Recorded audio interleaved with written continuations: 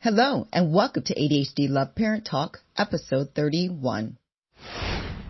We have so much pressure on ourselves as moms to be these perfect moms, and we can't be. It's just not possible. And you didn't do this to your child, and your child has way more gifts than they have anything hindering them in this world. And so I really, when I've had a hard day with my kids and I'm laying in bed, and most parents do this after they've fallen asleep, you kind of peek back and you're like, oh, I love them so much, but whoa, dinner was crazy tonight. I always like to think of like the beautiful times and, oh my gosh, she was so funny when she said this, or so creative, and she's so creative. I think that probably is the ADHD side of her. That brain is just like boom, boom, boom, boom. So it's okay.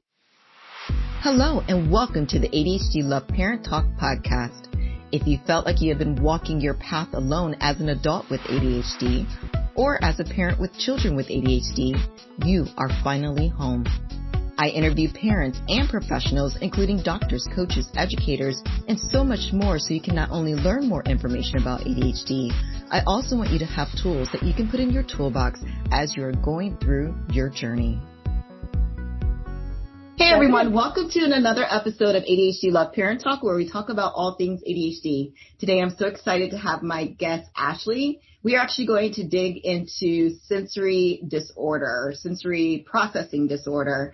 That's a topic that comes up quite a bit in the ADHD community, so I'm very excited to talk with her about this and get some tips and tricks on how to work through those situations. All right, so Ashleigh, welcome. Thank you for coming on the show. Yay. Thank you so much for having me. I'm super excited to be here and share what I know as a mom, like the mom side of life of this.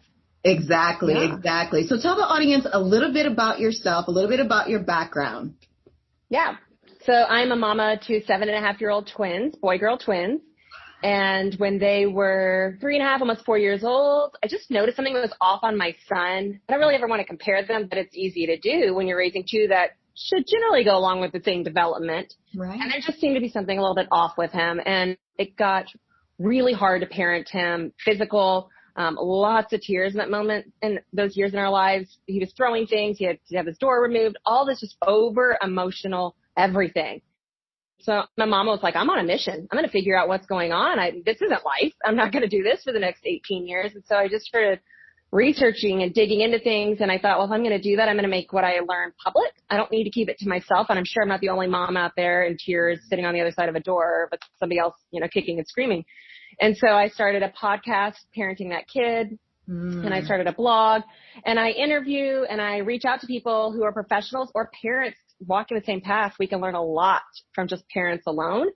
And so I interview them or ask them to give me a guest blog and just get the information out there. As many tools and as much support as I can throw out there, I want to do, because it feels really lonely when you're living with that. And so through my journey, I learned about sensory processing.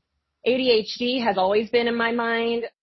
I know kids when I was growing up that were ADHD. I am almost 100% positive it's genetic in my family. When I just think of my mom and like my grandfather, and she admits that. And then my daughter was diagnosed with ADHD almost a year ago, I would say. Okay. And when I knew we were going into first grade and like having to sit at a desk, I was just terrified because I knew who she was. Like, that's never going to happen. And so I went and had her diagnosed kind of a non-traditional way. And she also has sensory processing. I learned this as I was learning about my son. So these two just kind of are constantly a juggle in our life, constantly. Yeah. So that's where we are today with all of that. Wow. Very exciting. So first of all, you also have a nursing background. Is that correct? I do. So that's correct. So I am a nurse. I'm a school nurse during the week, and then I'm a women's service nurse. So that's postpartum and NICU on the weekends. Okay. So yeah, I think that's probably why I dig into research, because it's just innate in me to go, well, I have to know the underlying. I can kind of put a Band-Aid on something, but I really need to know why this is happening. Exactly. And then, so you said just your daughter was diagnosed. So your son wasn't diagnosed, but they both have the sensory processing disorder. Is that correct? Yes, that's true. And I actually will be honest, I haven't ever had him diagnosed because COVID. Like, our lives got so heavy as the rest of the world did. And I thought, well, I'm learning with her. I'm going to use what I'm learning with her on him. And should things start to go off this course where he needs more extra attention on that, then I will. Okay. But for him, the sensory was his bigger focus. For her, it's they really do run so parallel with each other. Sometimes it's almost hard to tell what's happening here. And then we aren't really in full-time school yet, so it's not so much affecting the academic side of life right now for him. Okay. Come next year, yeah. Well, so that's actually my first question for you. So there are parents who are just even trying to decide if they should get their child diagnosed or not. I mean, some of it is just due to having labels, and some of it is just due to not really knowing if it's necessary. So what do you say to parents who are just trying to make that decision? Yeah, I think that was a really hard one for my husband and myself. It was not, for me, I was like, well, of course we'll go get them checked out. And if they have a diagnosis, great. Yeah. I feel like it was important for my daughter because I didn't want her to struggle, and I knew she was going to. And I don't see it as anything other than an extra couple of letters tacked onto who you are in this world. I thought if she's going to need an IEP or a 504 later in life, I need that now in her first grade experience. And I personally needed that I have dyslexia, and I needed that when I went into public school and then into college. And I didn't want her to have to struggle with that later on in her academic life. So that was a quick, simple thing for me, for her, and harder for my husband, to go, okay, really, we want to label, but we're not labeling. We get that's not who she is as the soul, but that's, I think, a lot of things that parents have to weigh. Like, what's the future? What can you handle now? And for my son, his anxiety and sensory processing is enough that we've got to work on those before I can go, okay, now let's go do this. Yeah. So yeah, each child, you just have to kind of figure out where they are in life and then look at their future and go, is this going to benefit them, or just kind of put it on hold? And so that's why we chose my daughter for that and the other for my son right now. And so my question to you is, so how did you feel once she got that diagnosis? I mean, what was your first reaction to that? Oh, I felt so validated because I just in my gut knew that this was more than sensory processing. I just knew this because I had learned and I had been to so much on that side of this, of her care. But I felt validated when we actually had her diagnosed through a nutritional, very deep lab work that was done on her, just in genetic and all this stuff. And so when she was like, oh, ADHD, I was like, thank you. Can I hug you? No, I can't because it's Zoom, but I would. And she said, you're already starting on this right path. And I thought, oh, good. Because that was a lot of energy for us to try to figure out what to do. It was a weight. Like, I'm not the only one, and there are answers and there are tools, and I can use all of that. And she can benefit from that. And in the end, that's what you want. You want your kids to feel like they're having success in life, and it's not hard. They can just do life. And that's, so I was just, I was so happy. I called my mom right away. I was like, she's like you. She's like and you said it, which she knows. Yes. Yeah. So, it's really interesting. And it's really interesting when people also know that they have it, right? I remember going into the doctor's office, and we were just going for a checkup, and he had already been diagnosed at this time, but he was just, doing his normal thing. And the doctor looked at me and he says, he has ADHD, doesn't he?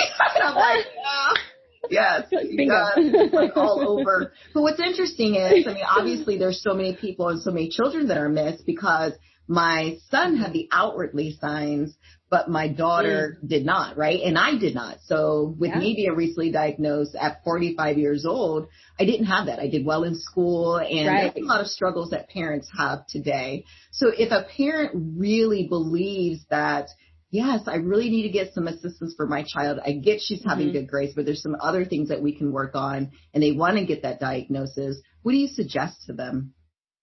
Yeah, so I'm a huge proponent in documenting, and maybe this is the nurse in me, but if you've seen something, you need to put that down in writing. One, our mom brains are just like minuscule, right? After we have a baby, it's like, whoosh.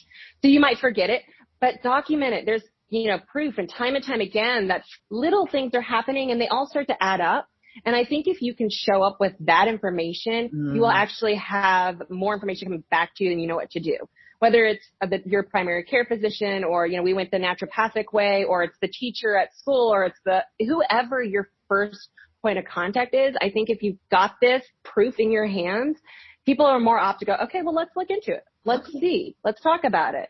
And I also feel like people need to start doing research on, as you said, that you might look like everything's fine, but learn about learn about it, because there's the obvious ADHD, like you just said, but there's so many other little things. And I think if you're wondering and questioning, you should research that. I mean, you have the right as a parent to know and then fight for that. Fight for that. We had a beautiful pediatrician who said, yeah, do you want occupational therapy? Sure, go ahead. Like, no problemo, because I just went in. I was like, by the way, I know who we're going to be go seeing. I know what she needs, and just now give me that piece of paper so my insurance will cover it, basically. So, I think if you just show up and fight, and that can be really hard as a parent, but it's your right as a parent, you're setting your kid up with so much more in the future. I love that. I love that. So let's dig into sensory processing disorder. Yeah. So can you define for the audience what sensory processing disorder is?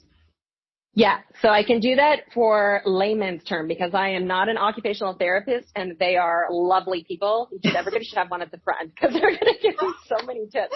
But I like to tell people that it's kind of like a train wreck coming at your body. So it is so much information coming to your body that it just jumbles up and your body doesn't know what to do with it. It can be the opposite too. It can be a train wreck coming out of your body, and it's just whatever that might be. Your body has these normal senses that we all think about: touch, taste, smell, sight, hearing, right? Those are the generic ones that we all go, oh, yeah. But it also has 3 other ones that we really don't pay a lot of attention to if you're not looped into this type of world.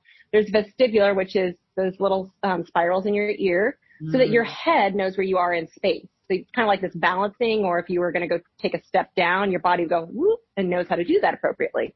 And there's the interoceptive, where you're going, what are my internal organs saying to me? So I'm hungry, I'm thirsty, or for my daughter, it was like potty training was just nonstop. This is going on forever. And it's just because she had not learned how to, that was her body sense saying, whoa, go to the bathroom.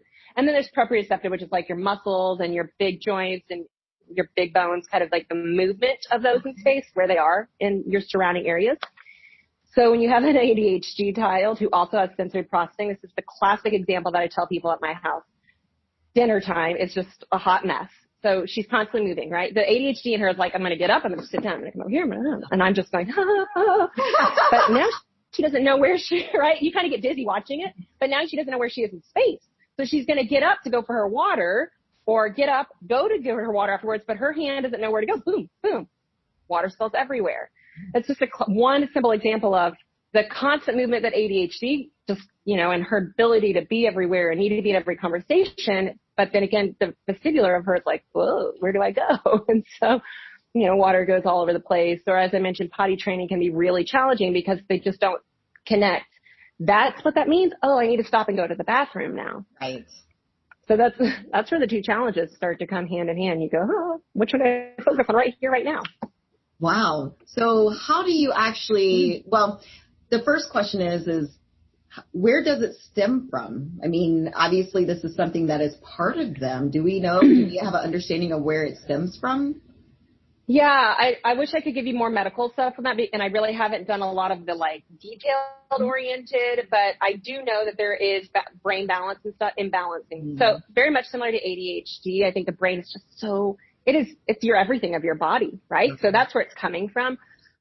I have wondered if there's more genetic tones to it, so I'm doing a lot more research on that. I do think they're seeing a trait genetically in that, but sensory processing is only recent in time, period of the world's history.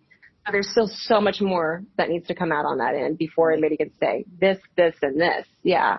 Yeah. It makes perfect sense. So how do people manage it? So once they realize that they have it, how do you manage it? Well, first you breathe, because it can be a lot coming at you at one time. And then there's so many fun games. I think my kids who think they're playing games, they don't really know. So they went to occupational therapy and they played a whole bunch of games.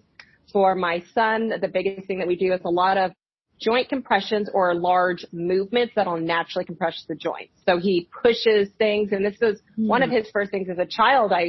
When I learned about sensory processing, I thought, oh, this is my kid. He moved all the furniture in his room all the time. All the time. He would just shove his dresser and push his bed. And I'd be like, I don't know what's going on. How do I get into your room? Right. And he still rearranges, but now he gets the concept that, well, maybe that's not practical. We need to have at least one exit point out of your room. So the constant joints needing to be in action. So I get him up and I start say, jump, jump, jump, or he climbs a tree, or even just something like chewing gum, because that gets that jaw going, and that will help center the body or balance it back out, which can last a couple of hours. If you're doing all this movement, it'll center that body so you can sit down for the next 45 minutes of a class. So I always like to get mine up and running before school so that their body's ready to go for class. We play a lot of games. So maybe wheelbarrow games where you pick up their feet and they walk on their hands. We do a lot of breathing exercises so that my daughter can start to focus on her internal feelings. So we're outside blowing bubbles and I'm like, hey, can you feel your tummy when you're blowing that bubble? Just games. There's so many games and people can look up all different fun games. It's exercise, but they don't think it's exercise. And I think that's how you're going to actually get the most out of this, is if you actually make it fun. Or no kid is going to want to sit down and do therapy. Yeah, that's really interesting. So the school that they attend, they actually have, or my son now, because my daughter's in the bigger school, but they have a sensory room. And they have, different things set up for that exact reason. So he takes a break in the afternoon 3 days a week. And he goes to the sensory room. He chooses about 3 things that he's going to do, and then he does those different things. Yeah. So one of the things that you said, and it's so funny because I would be, talking to other people, and I'm like, and they also allow him to chew gum. I have no idea why the gum thing works. Yeah, it's that jaw. Yeah, I never knew that. Yeah, and so that's one reason why my daughter is an eater. Thank goodness she has her daddy's build, and so she'll never gain weight. But she loves to eat, and I think it's that jaw, constant chewing all the time for her, and she just gets that release that her body needs to kind of come back down. Yeah. Who knew? See, I'm learning. Yeah. Now you're going to buy some gum. No, exactly. Okay, so one of the things that you talked about is having ADHD and having a sensory processing disorder. So when they have multiple diagnoses like that, or you talked about your other child who's dealing with anxiety and sensory processing disorder, how do you manage multiple diagnoses? That's a good one. I think it's this holistic view of everything we do in our house. Every decision I make is based off of something that will benefit them for the whole body.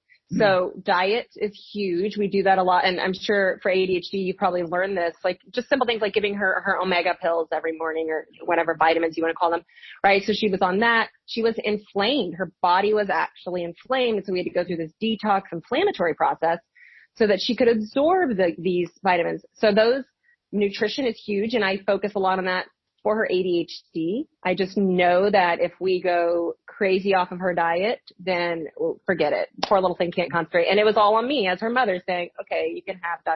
all the time. So really that is how I try to help with the ADHD side, because the other actually go hand in hand quite well. When she's in school, she needs to be moving because of her ADHD, but she also needs to be moving because she requires that input for her sensory. So I find tools like we have a busy band under her chair. And we have this for my son as well, that they can bounce their feet. So it's getting that movement, also getting that compression into her body.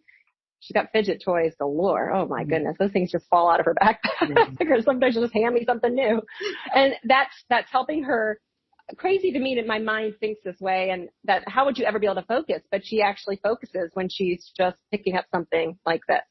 So she's getting that sensory input. She's getting that movement that she needs that her body's just craving, because that's her biggest thing with ADHD. It's constantly moving. And then how she focuses. It's not every time. We're not perfect at it. There are plenty of days where she just slides under the desk and I'm trying to pull her body back up to class. And then the other the other would be sensory breaks. And I think people don't even really understand what that means. But if you and I were talking for an hour, or we were typing for an hour, we naturally are going to stop ourselves to go have a glass of water. We're going to get up to go to the bathroom. We're going to something. Children are being asked to focus, and they need a sensory break. They need to stop that sensation, and now they need to go on to something else. And usually it's a movement, a jumping, whatever, run in a circle or roll around on a ball or something. But that helps with ADHD. She gets that craving that she's trying so hard to hold in, and she gets her sensory input, which then helps regulate for the next whatever minutes of class or whatever she's asked to do.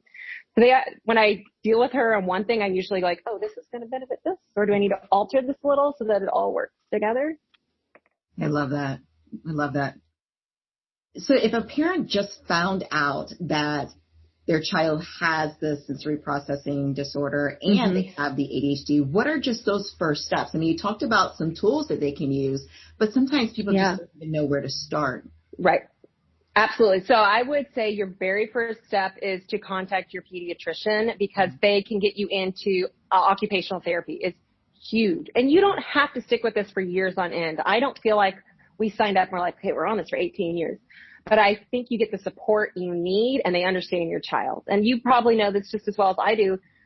You need people who understand your child. You can't just be like, we're going to do this. And then that person's looking at you like, why would you do that? You know, when I tell people my children went to occupational therapy for years, everybody's first response is, why?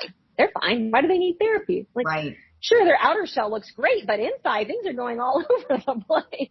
Oh, yeah. And so I say you need to go to your pediatrician and ask for occupational therapy. That is a great place to start for sensory processing disorder. And again, much of this does relate and help with ADHD. For us, we chose to start with her diet for ADHD because I had already seen in our history with her when we started to do things with foods and change things, her reactions were not okay. And this relates to my son as well. Things were not going so well. So for myself, I chose let's focus on that side for the ADHD and we'll get the physical hands-on tools from occupational therapy.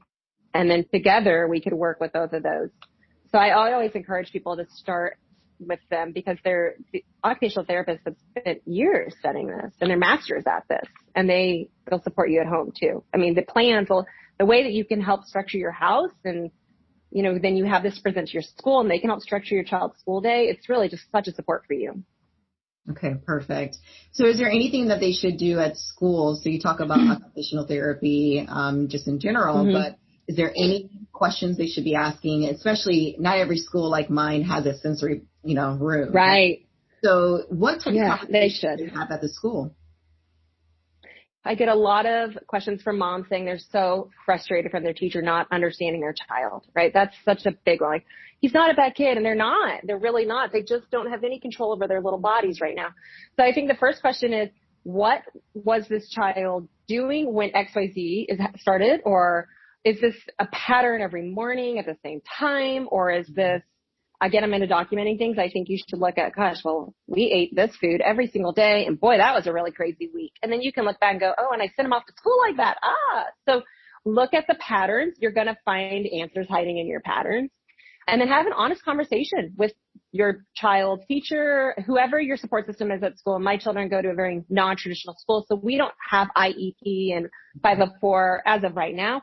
But we do have a counselor and we do have a whole setup for that. So I just called them. I emailed and I said, we need to have a conversation. And then explained, this is what's happening at home. She thinks she's an awful child. She thinks she's dumb and she's stupid and she can't do this. And they said, well, we'll just watch her. And they did. They watched her when she finally came on campus and said, she's not any of those things that she's saying. And we've kind of got this. We're going to kind of watch for a little while. And when we get back to real life after COVID, it might feel a little bit different. And so I encourage you to reach out to whoever the people are at school that does your child's special educational needs. They might not have the tools in the school, but they should have resources they can give you outside of the school for your local community. And then the other would be to speak to the teacher and say, when we're at home and I have to do homework with him or her, I notice that if we get up every 30 minutes and I change things around, or I face us towards the window, or I ask him to be the helper to go get this, it helps bring him back in. Give those tips to the teachers, right? If you've got little tips hiding at home, give those to the teachers just like you would want them to give them to you. So I think that also comes from just observing your child. And that's what I did with that one meeting. I said, well, these are what we're doing. Try them at school. Who knows? Yeah, I think that's really important because when I started this journey, I did the same exact thing. They would ask, okay, what do you do at home? And so I would put a list together. I would just kind of pay attention to what we did and what worked. And then I took that list to school and they were able to implement some of those things. So yeah, you're right. That is so important. Absolutely. And I think that's where moms come into really good play. Like, you have tips and you're like, oh, this worked for my kid. And so somebody else is going to try it. That's why I love learning from moms because, doctors are amazing and I'm a big go to them. Please learn from them. But you can learn a lot from your next door neighbor who's probably living a very similar life. That's exactly right. So just to close it up, is there any last minute thoughts that you have for the parents, whether it be around ADHD itself, around the combination of ADHD and sensory processing, or anything? I think it's okay to be okay with this. I get people going, oh, I want my kid to be diagnosed, or I don't want my kid. It's okay. Your kid's going to be who your kid is going to be, and they're going to be fine. We have so much pressure on ourselves as moms to be these perfect moms, and we can't be. It's just not possible. And you didn't do this to your child, and your child has way more gifts than they have anything hindering them in this world. And so I really, when I've had a hard day with my kids and I'm laying in bed, and most parents do this after they've fallen asleep, you kind of peek back and you're like, oh, I love them so much, but whoa, dinner was crazy tonight. I always like to think of like the beautiful times and, oh my gosh, she was so funny when she said this, or so creative, and she's so creative. I think that probably is the ADHD side of her. That brain is just like boom, boom, boom, boom. So it's okay, and it is hard and it's scary when you really don't have the support and you don't know where to go. But I encourage you to be your advocate for your child, because you are, and you're going to learn so much about your kid as you start to do this, which will actually be kind of fun. You'll find moments that are like, oh, that's so cool. I love that. So any type of resources that you may recommend, be it books, YouTube channels, podcasts? Yeah. So I love, it's called Lemon Lime. I've looked it up so many times. Lemon Lime is an occupational therapist website. They just have a ton of resources there. I always just kind of dive in there when I need things. And then I like the ADHD Attitude magazine. Have you followed that? Yeah. So I think that is, their blogs just hit me. I'm always sending them for my poor parents, and my husband like, yeah, I'll send you, like, check this out. Or my friend, like, I think your kid, don't think it's as an insult, but I think your kid. Oh, that is so fun. And everybody knows I'm bluntly open about my kids and the experiences that we're having with them. And so they just take it as like, okay, cool, thanks. So those are my two that I go to a lot. And then I think other resources, I'd love myself to be a resource. That's kind of what I'm trying to do. Just, dive into whatever I learn. I want to share at my website, parentingthatkid.com. It's also a podcast, Parenting That Kid, where I interview professionals and occupational therapists and life coaches, family coaches, teachers about IEP, all that. So I would just encourage yourself to research and then to take what you need and leave the rest. Because I think we can get overwhelmed really fast, and it doesn't all fit every single person, right? What works for my daughter doesn't always work for my son. So take what you need and then leave the rest, and be okay with that. And it is okay. Love it. Love it. So you shared your podcast and your website. If they have any other questions, is there any other way to get a hold of you, like your Instagram handle? Yeah. So my Instagram is my name, Ashleigh Tolliver. I don't have a business or whatever, because this is just my life that I'm living here. And then Facebook, you can find me as Ashleigh. Ashleigh Tolliver. But I actually have Parenting That Kid as a Facebook page as well. And then, my email is just Ashleigh@parentingthatkid.com. So I'm on there, and I'm just me and myself and I figuring it out, sharing what I got, and I'm just real about it. Awesome, Ashleigh. Well, thank you. Thank you so much for coming. That was wonderful. Yeah. I'm excited about putting this out. That was great information. Yeah, thank you so much. I absolutely love everything that you share. And it's, again, take all the information, use what you need, and then, leave it behind. I think it's so good what you're doing out there. Thank you. All right, everyone. So that concludes another episode of ADHD Love Parent Talk. Everyone have a wonderful day. Bye, Ashleigh. Bye. Thank you for joining us on another episode of ADHD Love Parent Talk. If you enjoyed this episode, please do not forget to leave a review. And join me as I talk with another exciting guest next week. Have a wonderful day.